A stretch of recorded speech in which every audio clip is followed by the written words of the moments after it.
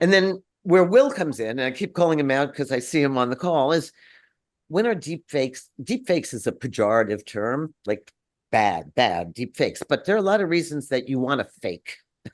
And especially in the celebrity world, when you can't be everywhere all at once, so you can't be making that animated cartoon series at the same time you're shooting a commercial, at the same time you're at a concert.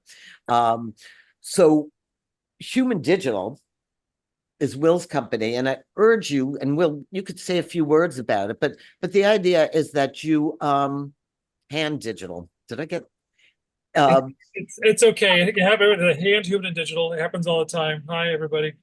Yeah, um we're I'm on gonna the we're just I'm gonna that's turn it over to you because it's a cool. really important concept.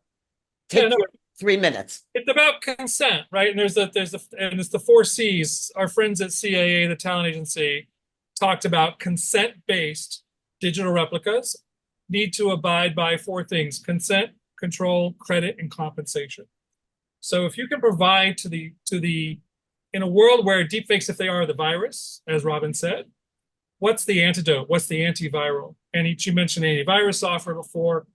It's about providing, if we're going to have a world with consent-based replicas, FKA Twigs, the musician, went to Capitol Hill to say, I want my replica to be doing my social media while I make music.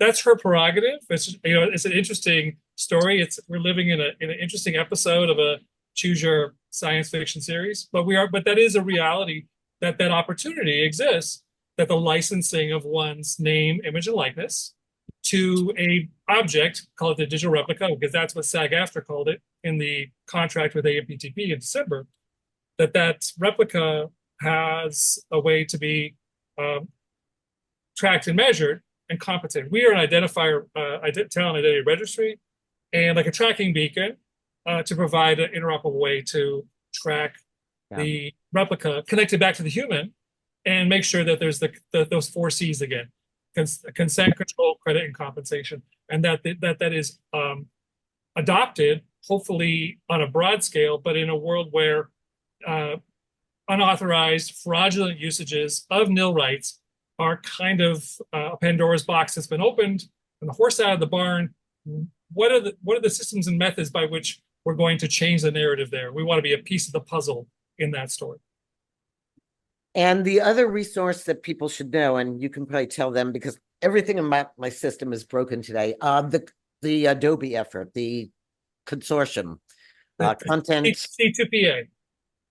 Say it again. C2PA is the Coalition for Content Provenance and Authenticity. And that's a joint effort between BBC and Microsoft, which did Project Origin in the UK, and Adobe, which stood up the CAI, the Content Authenticity Initiative. And Right. that's now got, you can go to c2pa.org. Dozens, maybe 100, 200 companies are participating in the content credentials uh, attestation, the support of three things: cryptographic metadata, watermarking, and fingerprinting, bound to the media object in a resilient and hopefully non-destructible way. And that's the effort they're working on to provide a way to kind of harden the media file types that we know and love with that provenance metadata. So now can I divulge that I'm not really here at all? I licensed myself to be here instead. No, right now this is a Hollywood is freaking out about this, but voting, doctor, I mean, this is going to be everybody's problem. And that's why I wanted you all to have a little taste of just using your senses and know how prevalent this is. It's everywhere. B, know that the tech solutions are flawed, but many.